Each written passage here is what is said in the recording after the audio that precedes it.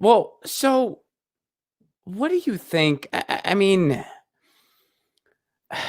let me phrase it this way, because I don't want to ask you like, oh, well, how do you think this is all gonna? But where do you kind of get your hope in all of this? Because it is just so, I have my moments where just watching all this unfold, and I'm watching it from afar. I'm not on the ground in London like you are, but it just blows my mind that this is even happening for all the reasons that we've discussed over the course of this interview.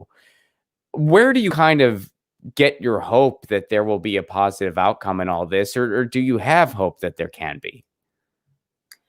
Um, oh yeah, this is always a really tough question. I have hope in Mhm. the fact that more and more professional organizations like RSF, Amnesty International are recognizing Assange's case and calling for the US to drop the charges. In fact, on Monday morning, 80,000 people signed a petition with RSF to drop the charges against Assange and free him.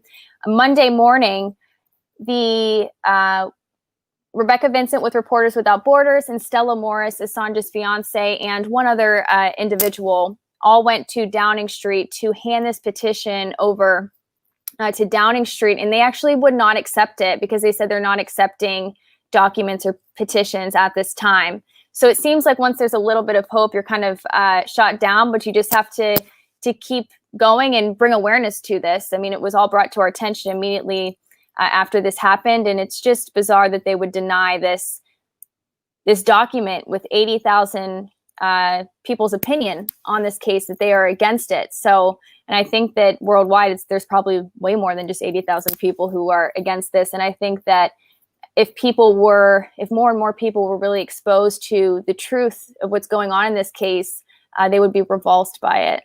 But unfortunately, it's just not something that is given the coverage that it deserves. Well, thank you for shining a light on it with everything you do, and again, shout out to everyone else who is on the ground in London, on the ground in DC, and Action for Assange, and everyone who will who will not stop amplifying this analysis and this and what's really going on, because it is infinitely important.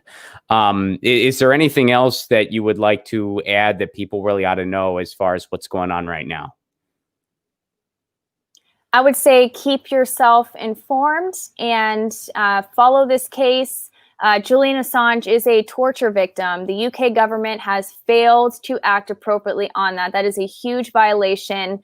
And the United States is applying its own laws to other countries, to non-citizens. This is unethical. I think it's a violation of international law as well. And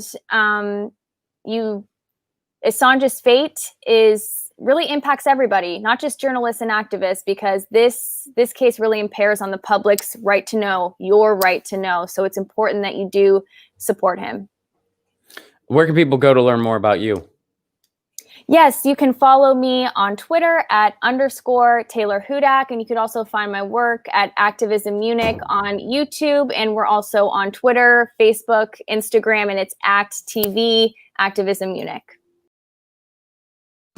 Get your news on with Ron. Don't you want to know what's going on? We're getting our news on today. Get your news on with Ron. Don't you want to know what's going on? We're getting our news on today. Yeah, yeah, yeah. You can tweet me an article at Ron Placone. We'll go through it together and make